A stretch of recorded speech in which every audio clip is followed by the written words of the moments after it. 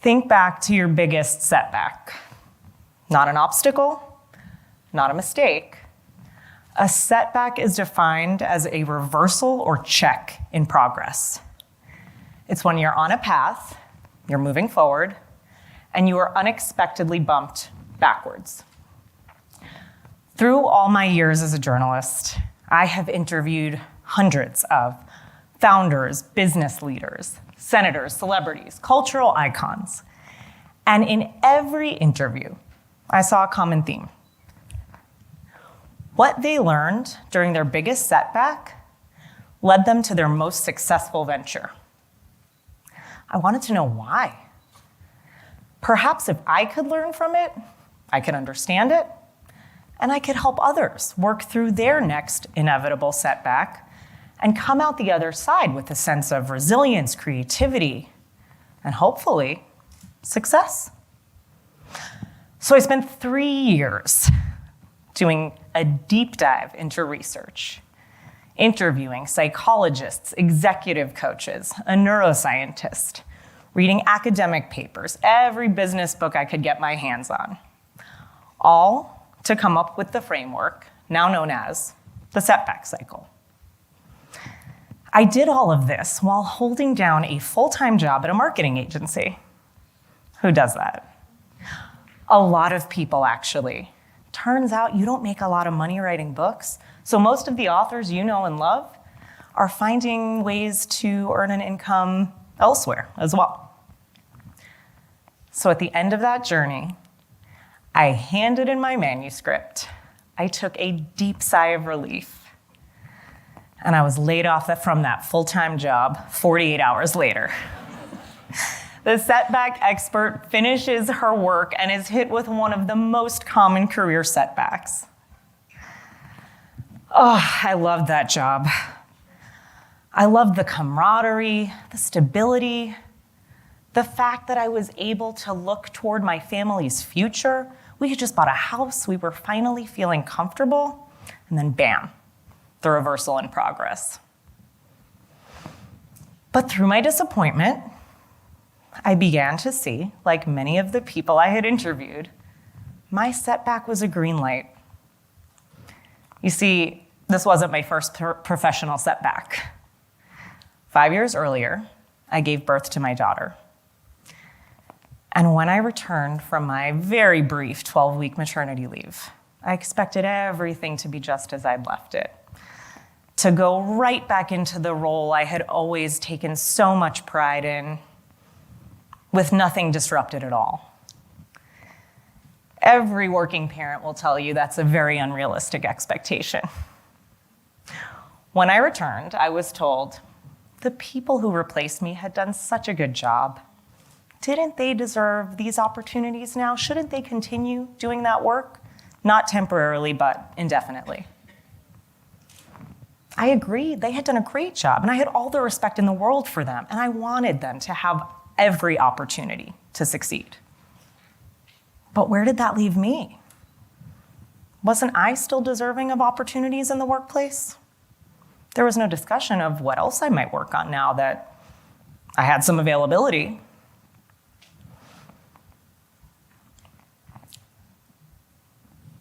Setbacks set the stage for reinvention. Your setback might look different than mine, but the cycle is the same. Because what happens when you sideline an ambitious person? An ambitious woman? A mother?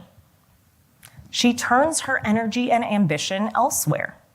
It is not a coincidence that my journalism career skyrocketed the same year I had my daughter.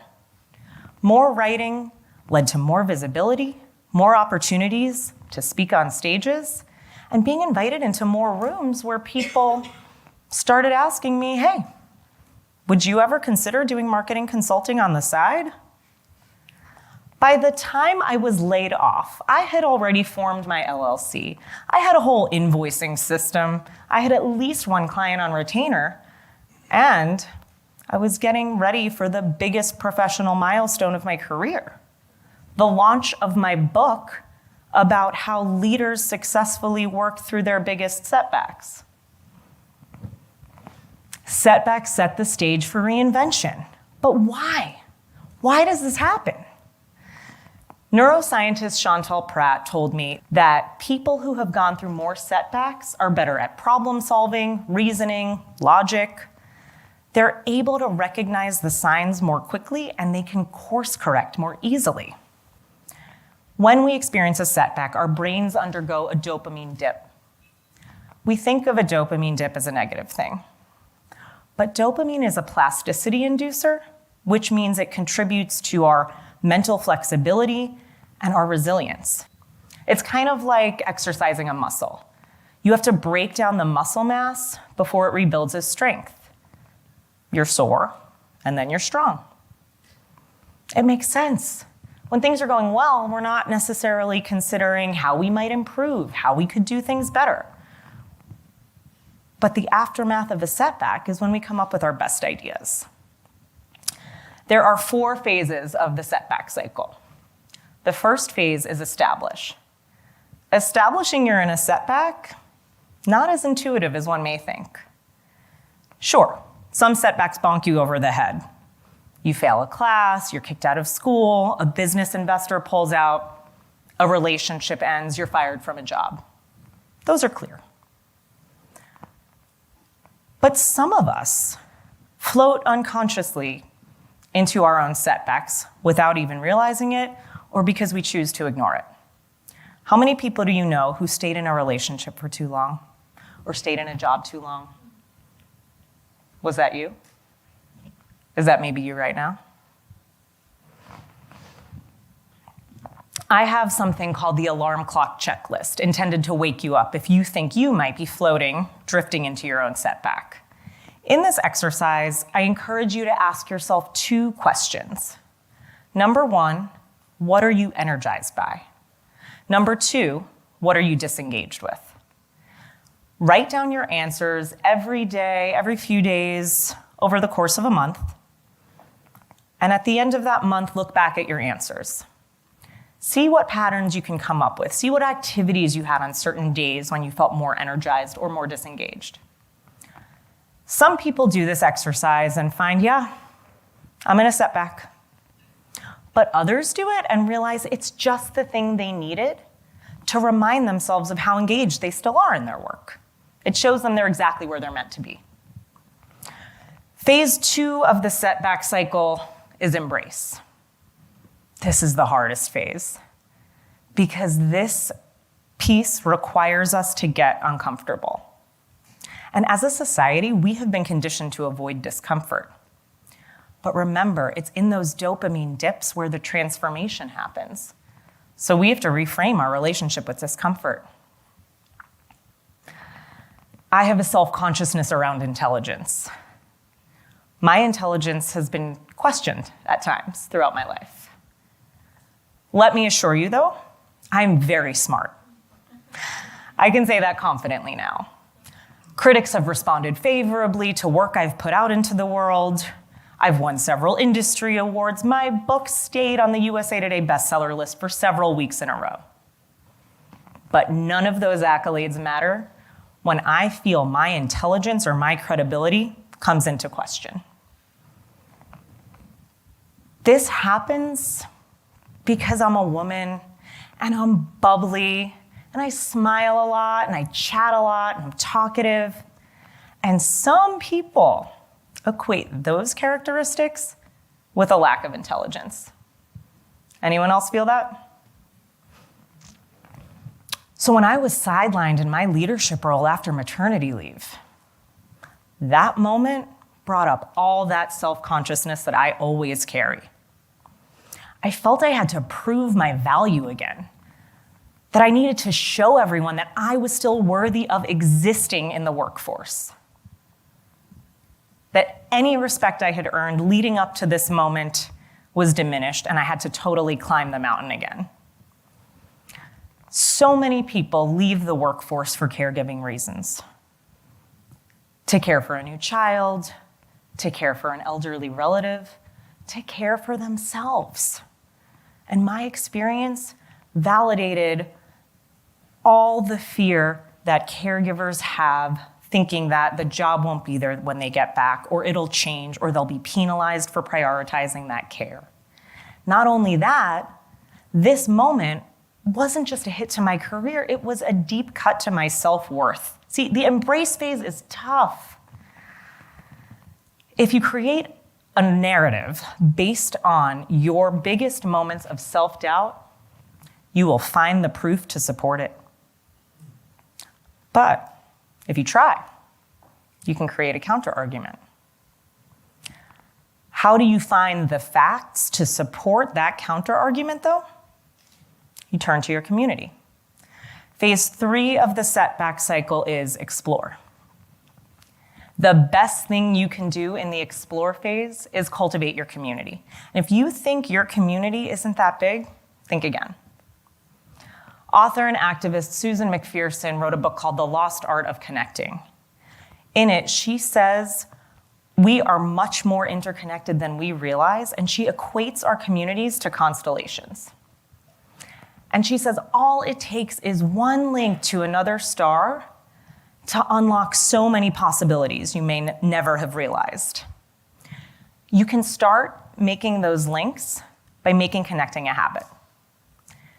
Every evening, when you sit down on your couch, take out your phone, before you start scrolling, send a text message, send a DM to someone you otherwise may not have reached out to. If you're feeling really ambitious, after this talk, go outside and make a phone call. I know, you're not a phone person, but I promise you this is gonna be so much less awkward than you think it will be, and the benefits are immeasurable. How do you think I spent those first few weeks after getting laid off? I'm not a phone person either, but I was on the phone with everyone I knew. Friends, old clients, former colleagues, every boss I ever had saying, hey, I'm a little more available than I thought I'd be to do some marketing consulting. They were more than happy to make connections to everyone in their constellation. One person even congratulated me for being laid off. Sometimes it is your community who sees how amazing you are before even you do, who see and know that your next chapter will be glorious. If you look over here, you will find the proof to support your self-doubt narrative. There will always be people who see you as the talkative, bubbly, smiley person and make assumptions about your intelligence because of that. But if you look over here, you see an entire universe, galaxies upon galaxies of people who have all the confidence in your capabilities. They see how bright you shine. My community and the connections they made for me in the aftermath of my layoff is how I won my first few big contracts. It's how I was able to take that little side hustle and turn it into a thriving business, one that enabled me to start contributing to my family's expenses once again. Better yet, I was starting to reframe the narrative that I had any sort of lack of credibility or intelligence. There will always be people who make you feel like you need to prove your value. But if you listen to your community, if you listen to the good things people say about you, you will gain the confidence you need to move to the final phase of the setback cycle. Phase 4, emerge.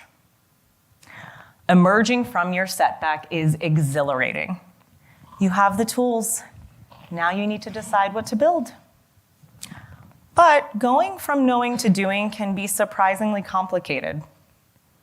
Sometimes after all the introspection and the dopamine dips and the strategizing and the exploration and the phone calls, you're a little exhausted. Sometimes you just need to rest. So take the rest. Give yourself the space you need before you propel yourself forward.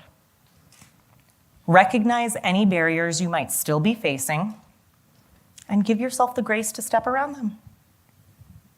And when you're ready, move forward.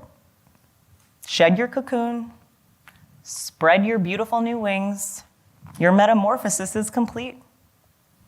I am rebelliously optimistic that after today, you will see setbacks so much more clearly, and you will emerge from them with a sense of all you can achieve. Remember that setback I asked you to think of at the beginning of this talk? Visualize it again. Now ask yourself, how did that setback set the stage for your reinvention? Thank you.